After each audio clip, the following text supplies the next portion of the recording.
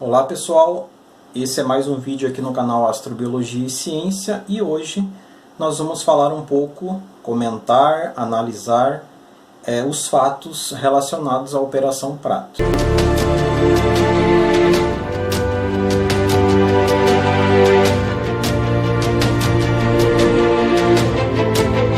A Operação Prato ela foi um acontecimento ou um fenômeno que aconteceu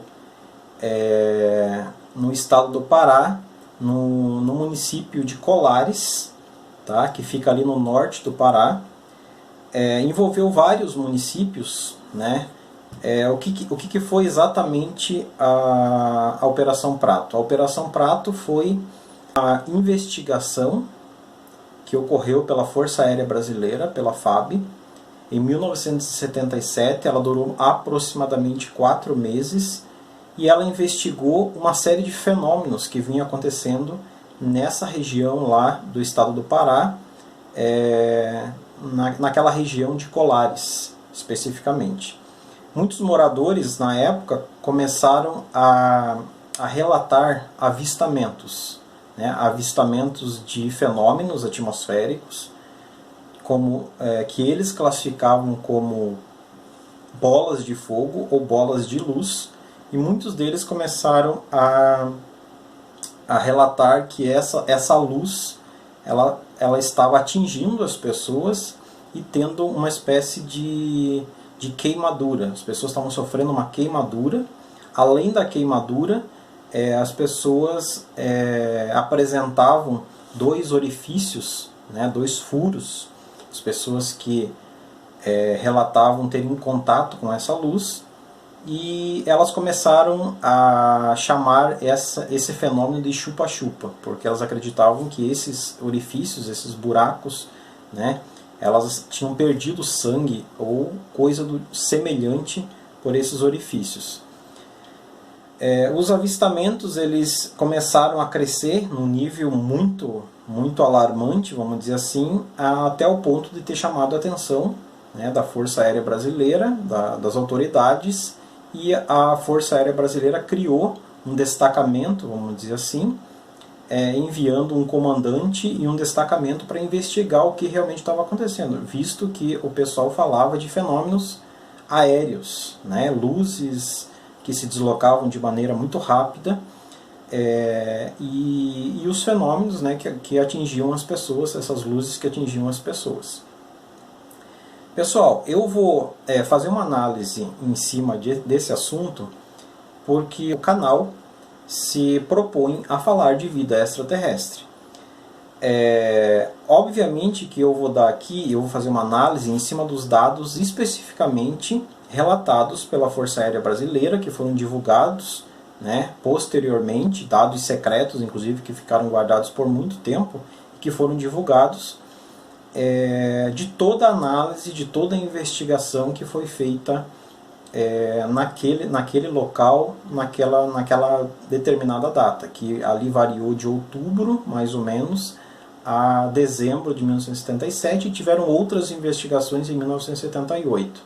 Então, eu vou me ater a analisar, a comentar os dados que foram gerados pela Força Aérea Brasileira e pelos profissionais da Força Aérea Brasileira que estiveram lá naquele local. Até porque é a única forma de investigação mais detalhada que respeitou, vamos dizer assim, algum tipo de protocolo, algum tipo de regra, né, algum tipo de padronização, para a gente poder ter algum tipo de conclusão em cima disso, em cima do que realmente aconteceu lá. Então eu vou colocar aí na tela vários gráficos, tabelas, para a gente poder analisar os dados que foram gerados a partir da investigação da Operação Prato. A Operação Prato recebeu esse nome porque as pessoas relatavam ter visto ou estarem vendo objetos voadores, né, OVNIs, objetos voadores não identificados, que tinha formato de disco, formato arredondado, circular, alguns falavam em formato cônico, né, Então, por uma denominação lá do comandante na época, foi dado o nome de Operação Prato. Então, eu quero começar a analisar aqui os dados em cima dos dados básicos iniciais aí da operação. O resumo sintético e cronológico da operação, ele registrou em 1.284 casos de avistamento, sendo que 195 casos foi em 1977, de pessoas que diziam estar vendo ou estar sofrendo algum tipo de contato ou algum tipo de sintoma, né, de ter tido contato com esses objetos ou com essas luzes que apareciam constantemente lá naquele local, né, naquele município lá do estado do Pará. Então, 1977 foi o registro cronológico, né, foi registrados 195 pessoas disseram que tiveram contatos, e em 1978 outras 89, um total aqui de 284 casos. Eu estou olhando, baseando numa tabela de dados que foi divulgada inclusive pela Força Aérea Brasileira, né? Registro de observação de OVNIs, no caso, oficialmente registrado nos documentos da Força Aérea Brasileira, da FAB. Então esses que eu citei inicialmente, são 284, foram relatos, né, que nem todos esses relatos estão registrados nos documentos aí da Força Aérea Brasileira. Os registrados são 130 no total. Então, 82 casos em 1977, ali naqueles, provavelmente ali de outubro até dezembro de 77, e 48 casos em 1978. Isso é o que está nos registros da Força Aérea Brasileira. Vou colocar um gráfico para vocês aí na tela, só para vocês terem uma noção da cronologia das investigações da Força Aérea Brasileira. Então aí, como vocês estão vendo, tá, são os relatos e observações de 1977. Aqui embaixo você tem o período, né? Então 12 de outubro, ele variou aí as investigações da Força Aérea Brasileira de 12 de outubro até 21 de dezembro. 22 de outubro, 1º de novembro, 11 de novembro, 21 de novembro, 1º de dezembro e 11 de dezembro. O que são os pontos aqui especificamente? Tá? Então o gráfico aí, os dados que estão no gráfico, é um resumo sintético e cronológico aí do primeiro Comar, tá? Que era o departamento lá da Força Aérea Brasileira responsável por essa investigação.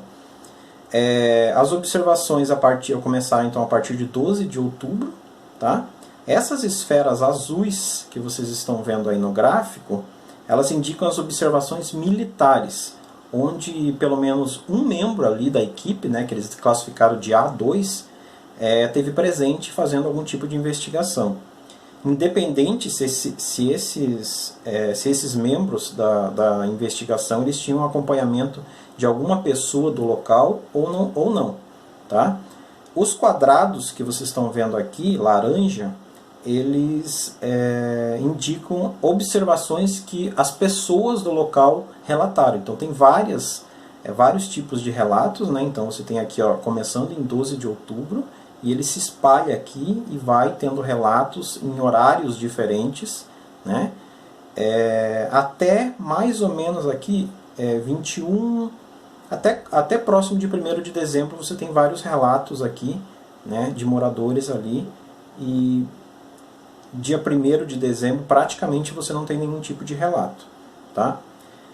Os triângulos, os triângulozinhos que vocês estão vendo aí na imagem, são um extrato basicamente particular aí da observação dos militares, tá?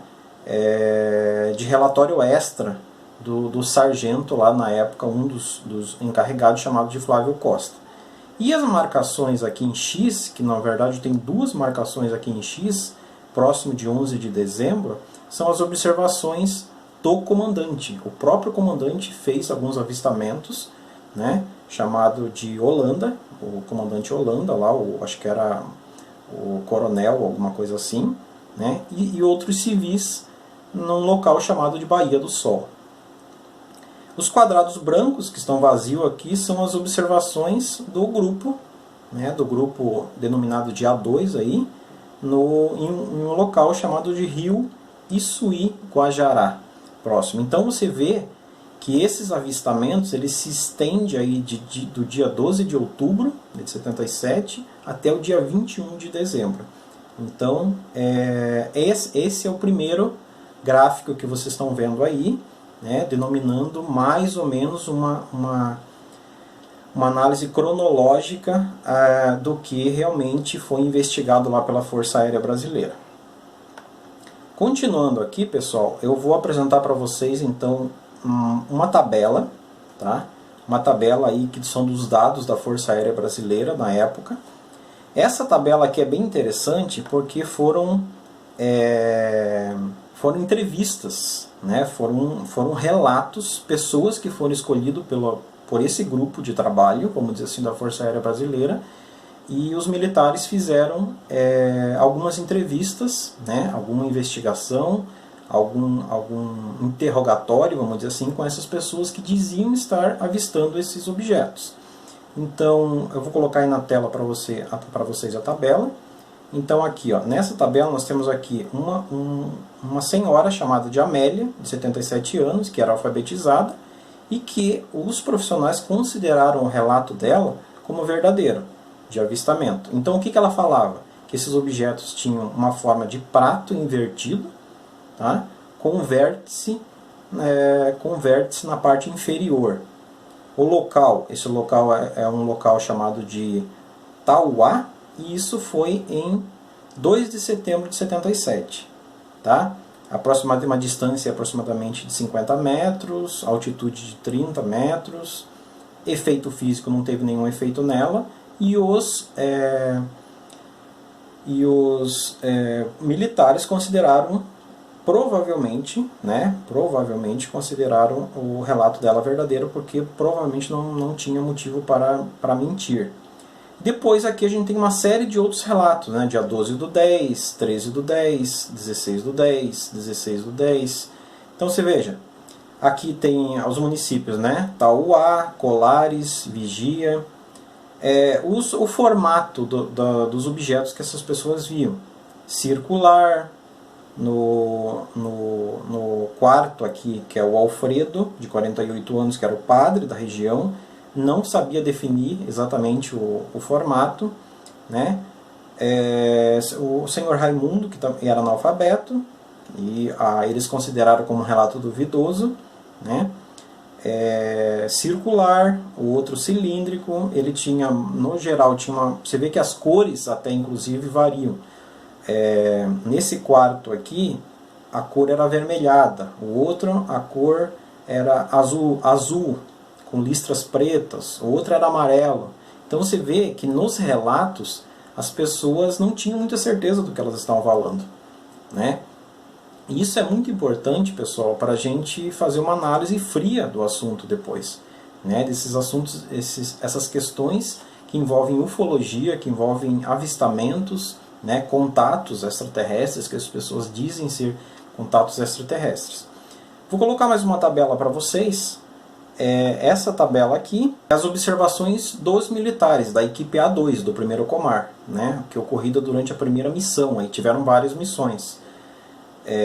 Que isso daqui foi realmente lançado no documento da Força Aérea Brasileira, né, da FAB. Os registros, um resumo dos registros de observação. Então aqui, ó, você tem provavelmente, inclusive, esses registros. Eles incluem inclusive fotos, que eu vou colocar para vocês aí depois as fotos, quando eu estiver comentando. Você veja bem, aqui a gente tem, são 11 registros aqui. Tem do dia 22 de outubro, né, de 77, 1º do 11, 4 do 11, 5 do 11. Tem vários aqui avistamentos ou registros da própria Força Aérea. E uma coisa que é bem interessante de perceber, as formas, né? Se vocês olharem na tabela, as formas são praticamente quase todas formas indefinidas. Forma indefinida, circular, indefinida com semicírculo avermelhado na parte superior. As cores, normalmente a cor é amarela, azulada, avermelhada, as cores também mudam, né? Então você percebe aqui que realmente é um objeto em que as pessoas não sabem o que as pessoas estão vendo, né? É um fenômeno atmosférico, é algo que está acontecendo que realmente eu particularmente acredito que realmente aconteceu, porque os militares registraram isso, inclusive em foto, né? Mas que não se tinha qualquer explicação científica, física, atmosférica, qualquer explicação racional e lógica para aquilo que estava acontecendo, tá? Uma coisa que eu quero destacar também, pessoal, é a questão de algumas características e alguns sintomas que as pessoas que diziam ter acesso a essa luz, né, diziam sentir. Alguns chegavam, vamos dizer assim, no hospital lá, ou no posto de saúde, por exemplo, paralisia e amortecimento, 12 pessoas, tremores, dor de cabeça ou calafrios, rouquidão, calor, choque elétrico, entorpecimento e queimadura ou queimadura, compressão, dor nos olhos ou dor na nuca, ou perda de sangue ou dor muscular. Então você vê que todas as pessoas que diziam ter contato com esses objetos apresentavam algumas características parecidas, né? E a gente vai falar na sequência. Uma coisa que eu acho bem importante a gente destacar aqui nessa questão é o relatório médico militar, tá? Esse relatório médico militar, ele deixa bem explícito algumas coisas que a gente pode concluir em cima disso que aconteceu. Por exemplo, eu vou ler para vocês aqui, né, o relatório. A missão produziu um documento, um relatório, né, de um médico psiquiatra da Operação Prato, e dedicou grande parte do seu conteúdo à descrição do exame de 2 possíveis vítimas de ataques das luzes, do que eles chamavam de chupa-chupa. Então, foram diagnosticados e foram feitos exames em aproximadamente 4 pessoas que falavam sentir essa queimação, esses sintomas. E, segundo os médicos, as 2 mulheres foram examinadas logo após declarar. Então, assim, 2 mulheres foram examinadas logo em seguida chegarem com esses sintomas.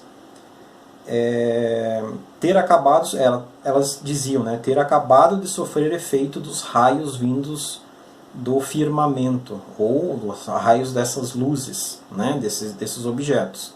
Vários dos sintomas apresentados pelas 2 mulheres foram atribuídos a reações fisiológicas normais em situações de estresse. Perceba bem, reações fisiológicas normais as pessoas podem ter em situações de estresse. Os médicos declararam o seguinte no relatório: os sintomas referidos por essas 2 pessoas trata-se de uma reação fisiologicamente normal, denominada descarga adrenérgica, que acomete pessoas diante de ocasiões de luta, fuga ou medo. Esses sintomas são transmitidos de boca a boca e de forma epidêmica, compartilhando por todos os moradores, circulando em clima de histeria coletiva. Pessoal, então, algumas coisas aqui que eu quero destacar nessa questão da Operação Prato e realmente do que aconteceu lá.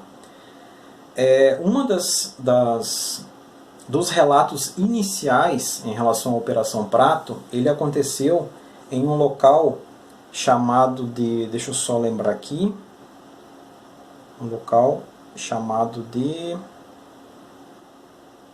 Ilha dos Caranguejos. O que foi que aconteceu na Ilha dos Caranguejos? 4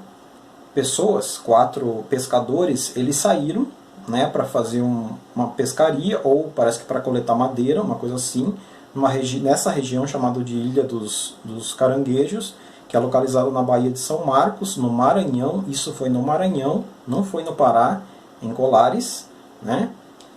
E a maré baixou, eles tiveram que ficar no local, passar a noite, e um deles acordou às 5 horas da manhã, com outros dois reclamando de muitas dores, queimaduras, dores ou alguma coisa assim, sendo que um desses estava morto, tá? com queimaduras e assim por diante. Eles foram levados imediatamente para o continente, né? E qual foi a conclusão?